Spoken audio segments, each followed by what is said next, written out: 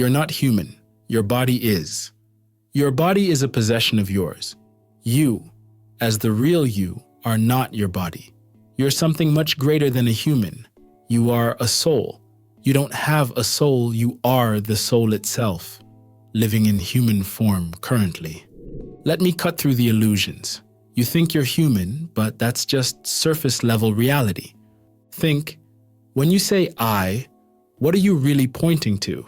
Your flesh and bones? Your thoughts? Your emotions? No. You're gesturing at something way deeper, expansive, timeless, ageless. You're pointing to you as awareness, you as consciousness, you as the soul.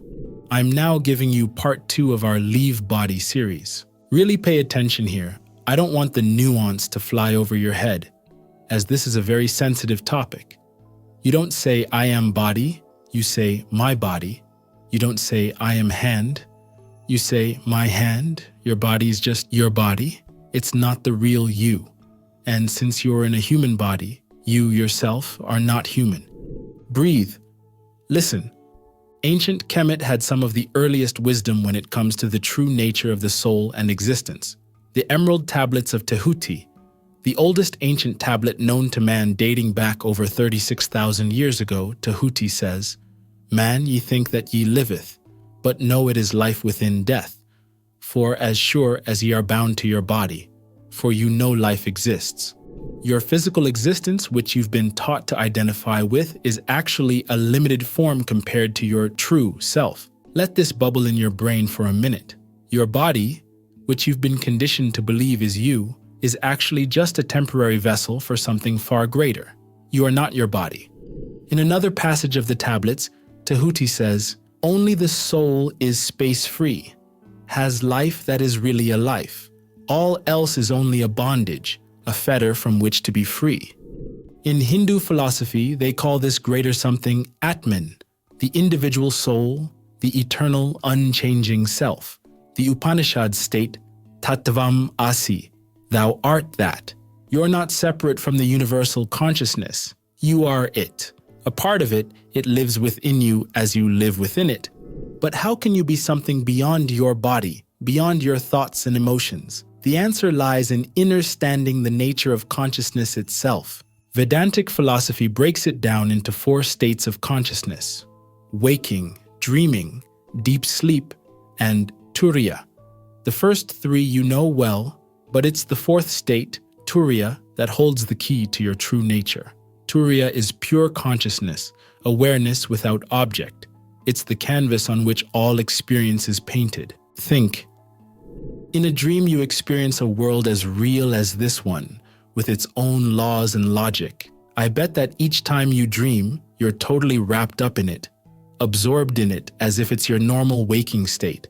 And when you wake up, you realize it was all a projection of your mind. What if this waking state is just another dream, another projection? What if you, as pure consciousness, are the dreamers of both states? This isn't abstract philosophy. It's a practical understanding that can transform your entire existence. When you realize that you, as the soul, are not your body, not your thoughts, not your emotions, but the awareness that perceives all these, you gain the potential for true freedom. That potential, when fully tapped into, can transform into the ability to leave your body at will. You would be consciously existing as a boundless spirit. You can break free from the limitations of the physical world. You can leave your body. Breathe. Feel. The Tibetan Book of the Dead speaks of the Bardo state, a state of consciousness existing without physical form. In this state, the soul encounters various apparitions, both peaceful and wrathful. These apparitions are said to be higher dimensional entities, some working for positive and others for negative purposes. The enlightened soul sees through the illusion and gains liberation from any wrathful entities. You are that soul. Right now, at this moment, you're experiencing the human state, but it's not who you are. It's an experience you're having, a role you're playing. If you want to learn how to break free from this role, then give us a like and subscribe. We'll continue to teach you how while you help us grow. Now, let me teach you about the evolution of the soul.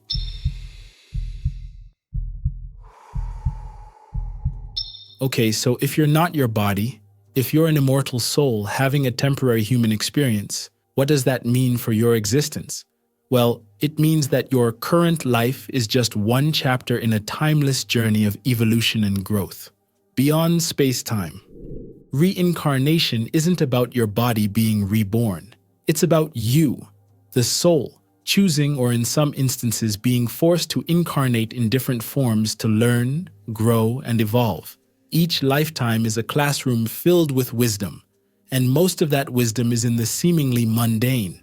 Each experience brings you, as the soul, a lesson, and it's your job to decipher and understand the true meanings of those lessons. In the Bhagavad Gita, Krishna tells Arjuna, as a person puts on new garments, giving up old ones, the soul similarly accepts new material bodies, giving up the old and useless ones. Let me say that again. Krishna says, as a person puts on new garments, giving up old ones, the soul similarly accepts new material bodies, giving up the old and useless ones. Your body is like a garment that you, the soul, wear for a time and then discard. You are not human, and that's okay. Breathe, think, feel. But why would an immortal soul choose to limit itself in a physical form? The answer lies in the nature of spiritual evolution. Just as a muscle grows stronger through resistance, a soul grows in wisdom and soul force through the challenges of physical existence. Soul force is what Tahuti, also known as Thoth, the Atlantean describes as the heart of the flame. The ancient Egyptians called it Ra, the Vedas Prana, the Taoists Chi. It's all the same soul force, and that force isn't just within your body, it's one with the universal spirit of creation. Breathe. Haven't your greatest growth moments come from your biggest challenges? Haven't your deepest insights emerged from your darkest times? This is the purpose of physical incarnation, to provide the friction necessary for you as the soul to grow in soul force.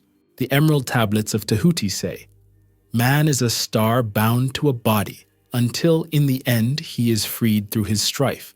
Your struggles, your pains, your joys, they're all part of a grand process of evolution. In Tibetan Buddhism, they believe that highly evolved souls can choose the circumstances of their rebirth. These are the Tulkus. In other cultures, it's the Bodhisattva, Neteru, enlightened beings who consciously incarnate to help others. But even if you're not at that level of evolution yet, you're still making choices. In the Bardo state between lives, you, as the soul, look back and review your past lives and choose the conditions for your next incarnation based on what you need to learn. Let me say that again. Between lives, you, as the soul, look back on your past incarnation. You then pick the circumstances for your next life based on the lessons you need to learn and the growth you need to experience. This is why the Tibetan practice of Phowa is crucial in their tradition.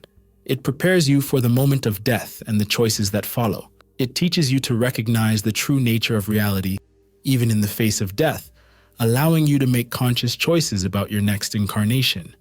You're on a timeless journey of soul evolution.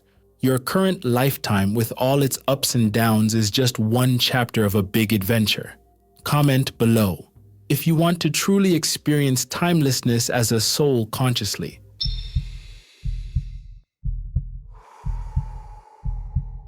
Now, let's expand our understanding even further. The soul isn't just a singular entity. It's multidimensional, with different aspects functioning on different levels of reality. The ancient Egyptians, or Kemetic people, had a profound understanding of the soul's complexity.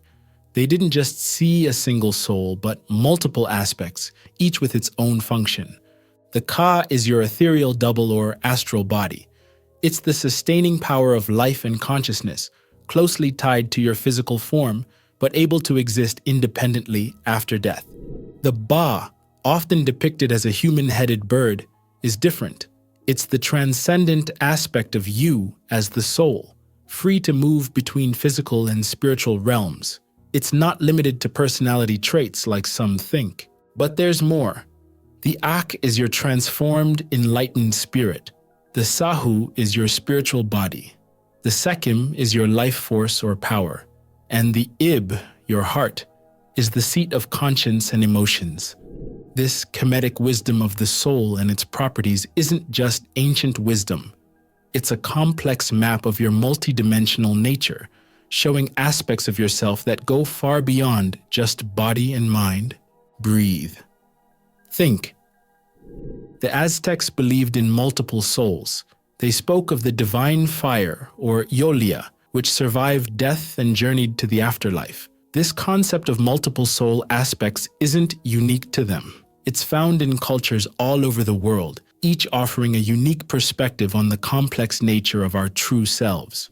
Greek philosopher Plato proposed a tripartite model of the soul: reason, spirit, and appetite. These weren't separate entities, but aspects of a unified whole, each with its own role in the functioning of the human being. In Taoist thought, there's the concept of Hun and Po, the heavenly and earthly souls. Hun is associated with yang energy and is thought to leave the body after death, while Po is associated with yin energy and remains with the body. The Norse had an intricate understanding of the soul.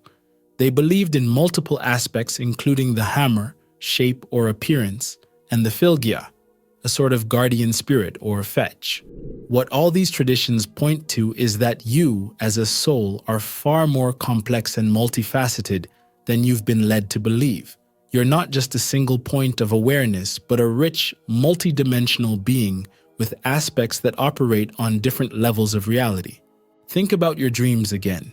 In a dream, you can be simultaneously the observer and the participant, the creator and the created. This is a glimpse into your true multidimensional nature.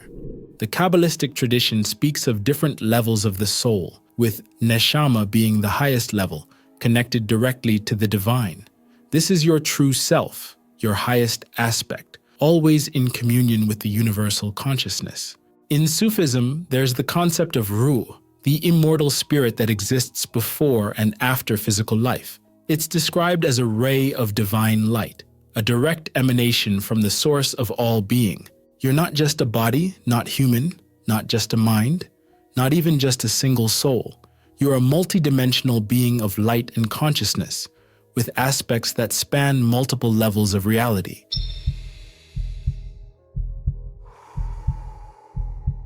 How do you live from this inner standing? How do you navigate the human experience while knowing you're not human? First, recognize that your body is a tool, a vehicle for your expression in the physical world. Treat it with respect, care for it, but don't identify with it. Your body is not you, it's yours. Get your possessive pronouns right. Your thoughts and emotions are not you either. They're experiences you're having, weather patterns in the sky of your consciousness.